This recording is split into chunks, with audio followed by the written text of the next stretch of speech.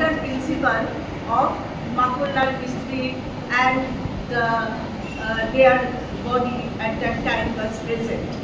So আজকে আমি স্টুডেন্টদের জন্য একটু বাংলাতেও বলছি যে আমাদের কলেজের নাম আমাদের একজন দেশনায়ক গ্রেট পার্সোনালিটি চিত্তরঞ্জন দাসের নামে আমাদের কলেজ। আমাদের কলেজের ফাউন্ডার প্রিন্সিপাল ছিলেন মাখনলাল মিস্ত্রি। সেই সময় তারা একটি ভালো কাজ করেছিলেন, একটি কলেজকে একজন দেশনায়ক যাকে ফ্রেন্ড অফ দ্য নেশন বলা হয় তার নামে এই কলেজটার নামকরণ করেছে।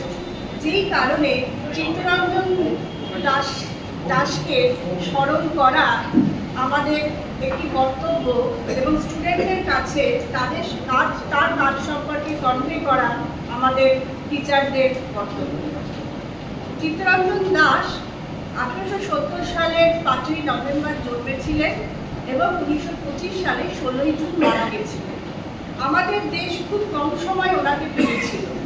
সবচেয়ে গুরুত্বপূর্ণ ভূমিকা উনি নিয়েছিলেন অসহযোগ আন্দোলনের পর গান্ধীজি যখন জেলে চলে গেছেন এবং তখন চিত্তরঞ্জন দাস, মতিলাল নেহেরু, বিঠলভাই প্যাটেল এরা বলছিলেন যে কংগ্রেস যে নীতি নিয়েছে, ইন্ডিয়ান ন্যাশনাল কংগ্রেস যে নীতি নিয়েছে যে আইনসভার বাইরে থেকে সরকারের সাথে ব্রিটিশ সরকারের সাথে অসহযোগিতা করা, এই নীতিতে পরিবর্তন করতে চেয়েছিলেন। যেই কারণে দেখা যাচ্ছে যে অসহযোগ আন্দোলনের পর জাতীয় কংগ্রেসের মধ্যে একটা বিভাজন হলো। এক দলকে বলা হলো চেঞ্জার্স, আরেকজন দলকে বলা হলো যে অ্যান্টি চেঞ্জার্স বা পরিবর্তন বিরোধী এবং পরিবর্তনের পক্ষে। পরিবর্তনের পক্ষে কারা ছিলেন? চিত্তরঞ্জন দাস, মতিলাল নেহেরু, বিঠলভাই প্যাটেল। এবং পরিবর্তনের বিরুদ্ধে কারা ছিলেন? সি রাজা গোপালাচারী ছিলেন, এই সকল গান্ধীজি ছিলেন। এরা সবাই পরিবর্তনের বিরুদ্ধে ছিলেন। চিত্তরঞ্জন দাস কি বলেছিলেন যে না, আমরা আইনসভা থেকে বেরোবো না। উনি একজন ব্যারিস্টার ছিলেন, এটাও খুব উল্লেখযোগ্য, ব্যারিস্টার পরিবারের সন্তান। এবং উনি বলেছিলেন যে আমরা আইনসভা থেকে বেরিয়ে প্রতিবাদ করব না, যেটা অসহযোগ আন্দোলনের কর্মসূচি ছিল। আইনসভার মধ্যে থেকে আমরা সরকারের বিরোধিতা করতে পারবো এবং কনস্ট্রাকটিভ কাজ অনেক বেশি ভালো করে করতে পারবো। এই নিয়ে অনেক বিতর্ক চলেছিল এবং তারপরে দেখা গেল যে চিত্তরঞ্জন দাসের এই প্রস্তাব যখন দেওয়া হলো ইন্ডিয়ান ন্যাশনাল কংগ্রেসে, তখন চিত্তরঞ্জন দাস, মতিলাল নেহেরু তাদের যে দল ছিল, যারা চেয়েছিল যে পরিবর্তন হবে, ব্লু চেঞ্জার্স, তারা হেরে গেল। তারা মাত্র 890টা ভোট পেল এবং 1740টা ভোট পেল গান্ধীজির অনুগামী যারা পরিবর্তনের বিরুদ্ধে ছিল। এর ফলে চিত্তরঞ্জন দাস কিছুটা মর্মাহত হলেন এবং এটা তার জন্য একটা বিরাট পরাজয়। তখন তিনি একটা স্বরাজ পার্টি গঠন করলেন। এই স্বরাজ পার্টি পরে কংগ্রেস খিলাফত স্বরাজ কমিটি নামে পরিচিত হয়েছিল। এবং স্বরাজ পার্টি ফর্মেশনের পর সবচেয়ে গুরুত্বপূর্ণ যে কাজ ছিল, স্বরাজ পার্টি খুব ভালো কাজ করছিল এবং গান্ধীজির সাথে ওনার বিরোধ থাকলেও গান্ধীজি কিন্তু বলেছিলেন যে এই স্বরাজ পার্টি কংগ্রেসের মধ্যে থেকেই কাজ করবে। এবং চিত্তরঞ্জন দাসও সেটাকে বলেছিলেন যে আমরা কংগ্রেসের বিরুদ্ধ পার্টি না, আমরা কংগ্রেসের মধ্যে আরেকটা দল যারা দেশের জন্য কাজ করছি। এবং চিত্তরঞ্জন দাসের কি লক্ষ্য ছিল? উনি বলেছিলেন প্রথমে আমাদের ডমিনিয়ান স্টেটাস নিতে হবে, ডমিনিয়ান স্টেটাস নিয়ে তারপরে আমরা আস্তে আস্তে স্বাধীনতা থেকে, পরাধীনতা থেকে পুরোপুরি মুক্ত হওয়ার কথা ভাববো। এটাই ওনার কর্মসূচি ছিল। এবং উনি প্রচুর কাজ করেছিলেন। উনি এডুকেশনের জন্য জাতীয় শিক্ষালয় গড়ে তুলেছিলেন ঢাকা এবং কলকাতাতে। এডুকেশনের জন্য কাজ করেছিলেন, স্যানিটেশনের জন্য কাজ করেছিলেন। ওনার দাবির মধ্যে ছিল ইন্ডিজিনাস ইন্ডাস্ট্রিজ, অর্থাৎ দেশীয় শিল্প গড়ে তোলা। শুধু তাই নয়, তিনি কারাগার থেকে জেলবন্দীদের ছাড়ানোর ব্যাপারে প্রচার করেছিলেন, দাবি করেছিলেন। এবং 1923 সালে যখন ইলেকশন হয়, যখন স্বরাজ পার্টিকে কাজ করতে দেওয়া হলো, এটাই ঠিক হয়েছিল যে ঠিক আছে তারা আইনসভার মধ্যে থেকে কাজ করবে এবং 1923 সালে যে ইলেকশন হবে সেখানে তারা কন্টেস্ট করবে। এবং তারা কন্টেস্ট করে কিন্তু কলকাতা, বোম্বাই এই জায়গাগুলোতে খুব ভালো ফল করে এবং এই ভালো ফল ফলে কি হয়, কলকাতাতে এই 23-24 এই সময় চিত্তরঞ্জন দাস কলকাতার মেয়র নির্বাচিত হন এবং Subhas Chandra Bose chief executive officer নিযুক্ত হন। এই সময় চিত্তরঞ্জন দাসের সাথে আমরা দেখছি যে নেতাজি কাজ করছেন। তার আগে, এই দেখা হওয়ার আগে বা এই পদ পাওয়ার আগে নেতাজি সুভাষচন্দ্র বোস কিন্তু আইসিএস পরীক্ষায় মনোনীত হয়েছিলেন। কিন্তু উনি ভাবছিলেন যে আইসিএস পরীক্ষাটার যে চাকরিটা, এই ব্রিটিশ সরকারের আন্ডারে এই সরকারি চাকরের চাকরি কি উনি করবেন, এটা তিনি মা বাবা দাদার সাথে আলোচনা করেছিলেন। তারপর যাকে বলেছিলেন সেটা হলো চিত্তরঞ্জন দাস, এবং প্রথমে তাদের আলাপ হয়েছিল চিঠিপত্রে। 16 ফেব্রুয়ারি 1921 সালে প্রথম চিত্তরঞ্জন দাসকে উনি চিঠি লেখেন এবং 7 মার্চ চিঠি লেখেন। এই চিঠিতে উনি বলেন যে উনি কিন্তু তখন প্রেসিডেন্সি কলেজ থেকে অলরেডি রাষ্ট্রবিজ্ঞান, দর্শন, বিভিন্ন পরীক্ষা থেকে উত্তীর্ণ হয়েছে। তবুও তিনি চিত্তরঞ্জন দাসকে যখন চিঠি লিখছেন, তিনি বলেন যে আমার যৌবনের অনেক উৎসাহ, আমি খুব এনার্জেটিক, আমি কর্ম করতে পারি, কর্মঠ আছি, কিন্তু আমার বিদ্যা বুদ্ধি বিশেষ নেই, আমি আপনার সাথে কাজ করতে চাই।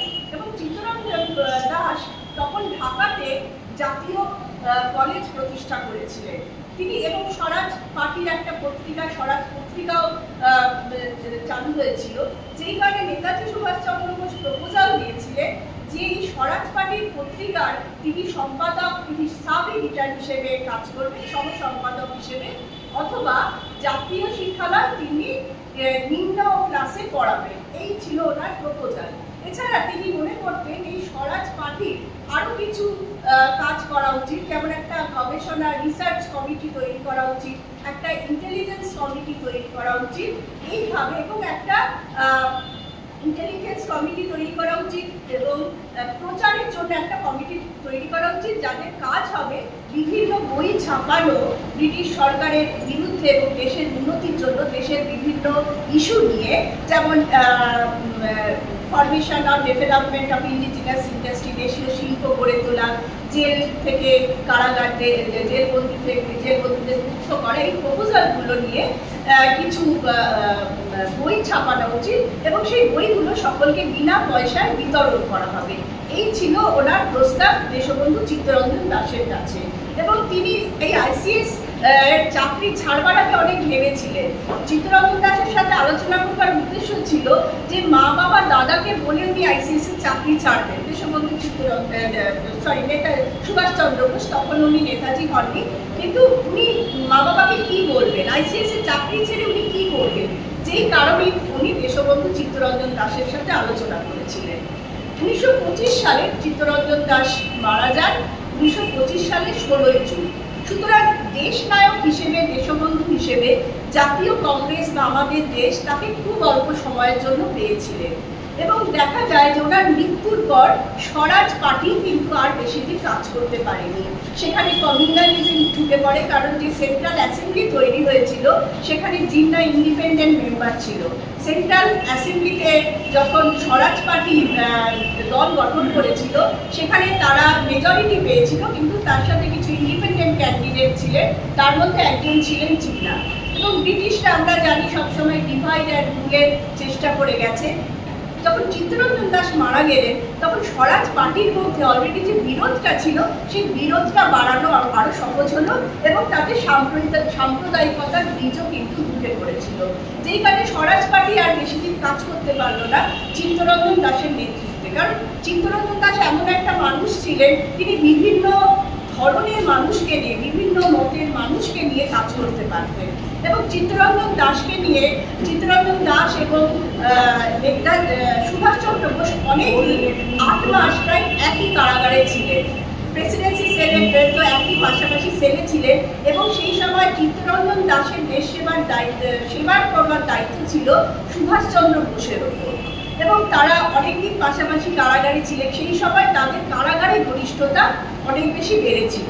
এবং 1925 সালে যখন চিত্তরঞ্জন দাস 16 জুন মারা যান, তখন নেতাজি সুভাষচন্দ্র বোস মান্দালয় জেল থেকে উনি 6 জুলাই চিঠি লিখছে যে আমাদের বাসন্তী দেবী, তার স্ত্রী ছিল বাসন্তী দেবী। তিনি একজন স্বাধীনতা সংগ্রামী ছিলেন, জাতীয়তাবাদী আন্দোলনকারী ছিলেন এবং জাতীয়তাবাদী আন্দোলনে যে নারীরা যোগ দিয়েছিল তার মধ্যে বাসন্তী দেবী একটি উল্লেখযোগ্য নাম। এবং বাসন্তী দেবীকে সুভাষচন্দ্র বসু চিঠি লিখে বলছেন যে আপনি আজ শুধু চিররঞ্জন দাসের মা নন, আপনি আজ নিখিল বঙ্গের মা। এবং কারাগারে থাকাকালীন উনি চিত্তরঞ্জন দাসকে যেহেতু চিনেছিলেন সঠিকভাবে, বলেছিলেন যে এই প্রথম আমি একজন খাঁটি মানুষকে ছিলাম এবং খাঁটি মানুষকে চিনলাম। এবং চিত্তরঞ্জন দাসের সাথে তার যখন প্রথম দেখা হয়, সুভাষচন্দ্র বসু তাকে পায়ে হাত দিয়ে প্রণাম করেছিলেন, বলেছিলেন সেই ঘটনা, সেই মুহূর্ত, সেই দৃশ্য, সেই সময় যা কথা হয়েছিল তা আমার চিত্রপটে অঙ্কিত হয়ে আছে এবং তা চিরকাল অঙ্কিত থাকবে। বলা হয় যে দেশবন্ধু চিত্তরঞ্জন দাসের মতো একজন মেন্টার বা গুরু বা এরকম একজন দেশনায়কের সংস্পর্শে সুভাষচন্দ্র বসু এসেছিলেন বলেই হয়তো পরবর্তীকালে আমরা সুভাষচন্দ্র বসুর মধ্যেও একজন মহান স্বাধীনতা সংগ্রামী দেশনায়ক পেয়েছিলাম এবং যে দেশনায়ককে প্রায় সারা ভারতবর্ষ কেন সারা বিশ্ব, বিশেষ করে দক্ষিণ পূর্ব এশিয়ার মানুষ নেতাজি নামে সম্বোধন করেছিল, সম্মান দিয়েছিল। এই দুই দেশনায়কের মিলন আমাদের দেশের স্বাধীনতা সংগ্রামের একটি উজ্জ্বল অধ্যায়। নমস্কার।